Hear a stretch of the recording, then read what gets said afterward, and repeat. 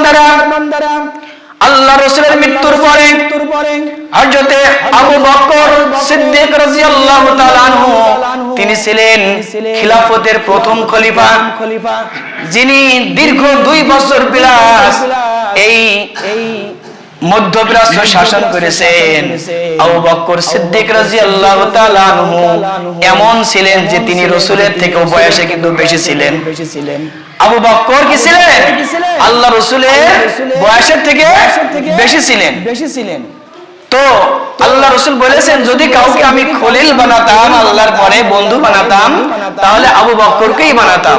এত প্রিয় ছিলেন। আল্লাহ রাসূল সাল্লাল্লাহু আলাইহি ওয়াসাল্লাম যখন মিরাজের থেকে আসছিলেন, আসার পরে যখন কাফের উদ্বাস সাইবা আবু জাহেলরা বিভিন্ন প্রকার খারাপ মন্তব্য করতে লাগলো যে মিরাজ এত সময় অল্প সময়ের ভিতরে কিভাবে মিরাজ হয়, ঠিক এই দুর্দিনের সময় যিনি এক বাক্যে এক কথায় আল্লাহ রাসূলের মিরাজকে স্বীকার করে নিয়েছিলেন তিনি হলেন হযরত আবু বকর। চিল্লায় বলেন সুবহানাল্লাহ। বস আশহাদু আন্নাকা রাসূলুল্লাহ, আমি সাক্ষ্য দিচ্ছি আল্লাহর রাসূল জান্নাত বলেছে আমি জান্নাত বিশ্বাস করেছি, জাহান্নাম বলেছে জাহান্নাম বিশ্বাস করেছি।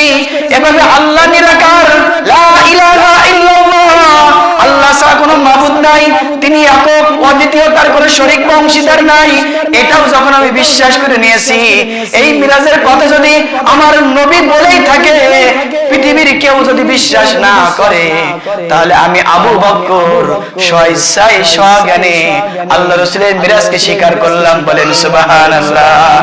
এরপরেই আবু বকরকে বলা হয় আবু বকর সিদ্দিক রাদিয়াল্লাহু তাআলা আনহু। বলেন সুবহানাল্লাহ।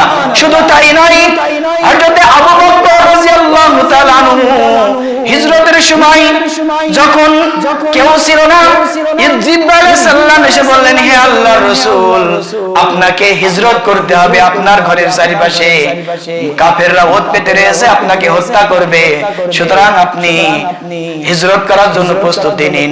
এদিকে আবু বকরকে বলে রেখেছে যে আমার সাথে তোমাকে মদিনায় যেতে হবে।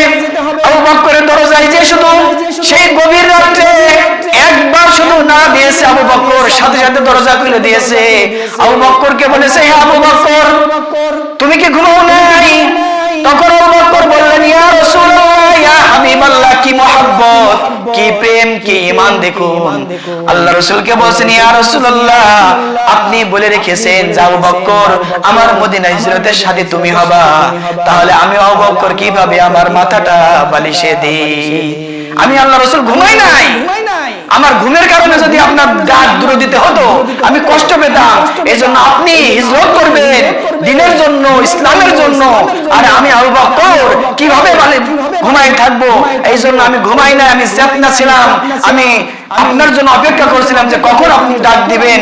এটাই হচ্ছে ঈমান, এটাই হচ্ছে ইসলাম, এটাই হচ্ছে নবী প্রেম, এটাই হচ্ছে আবু বকর সিদ্দিক রাদিয়াল্লাহু তাআলা আনহু। বলেন সুবহানাল্লাহ। আবু বকর সিদ্দিক রাদিয়াল্লাহু তাআলা আনহু 2 বছর বিলাস মধ্যপ্রাচ্যের মুসলমান দেশগুলো শাসন করেছেন। এরপরে তিনি মারা যাওয়ার পরে